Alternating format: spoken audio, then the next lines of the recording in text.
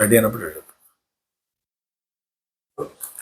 Hello dear friends, summer వచ్చేసింది. So అంతా బాగా ఎండలు ఎక్కువగా ఉన్నాయి. సో సమ్మర్కి చిన్న టిప్స్ చెప్దామని మళ్ళీ మీ ముందుకు వచ్చాను. ఈ సమ్మర్లో అందరూ జాగ్రత్తలు తీసుకోవాల్సిన, ఎస్పెషలీ బాగా హైడ్రేట్ అవ్వటం, అంటే వాటర్ కన్జంప్షన్, వాటర్ ఎక్కువ తీసుకుంటాం. ఎండలో మిడిల్ ఆఫ్ ది డే, అంటే 12 నుంచి 4 గంటల మధ్యలో సూర్యకిరణాలు చాలా స్ట్రాంగ్గా ఉంటాయి. కాబట్టి ఈ టైంలో ఎండలో రాకుండా తిరగకుండా ఉండటం చాలా మంచిది.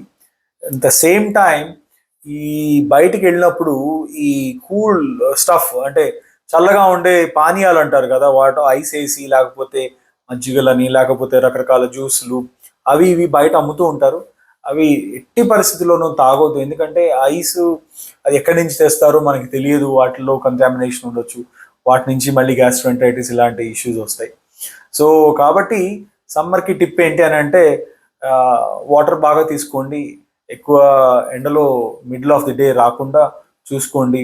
And at the same time ఇంకొకటి ముఖ్యమైన విషయం ఏంటి అని అంటే, ఈ ఫెస్టివల్ సీజన్ కాబట్టి అందరూ జనరల్గా రకరకాల బయట ఫుడ్స్ తినటం కానీ ప్రయత్నం చేస్తూ ఉంటారు.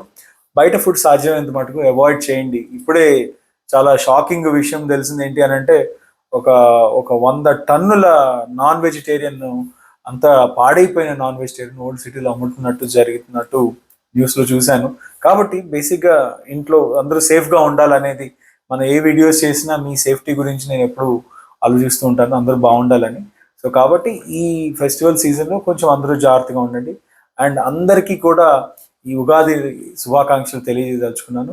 ఉగాది తర్వాత పవిత్రమైన రంజాన్ పండుగ కూడా వస్తుంది. ముస్లిమ్స్ రోజు అందరికీ కూడా రంజాన్ శుభాకాంక్షలు. ఇట్లు మీ doctor Koteswara Prasad, Care hospitals and Park Lane hospitals, Hyderabad.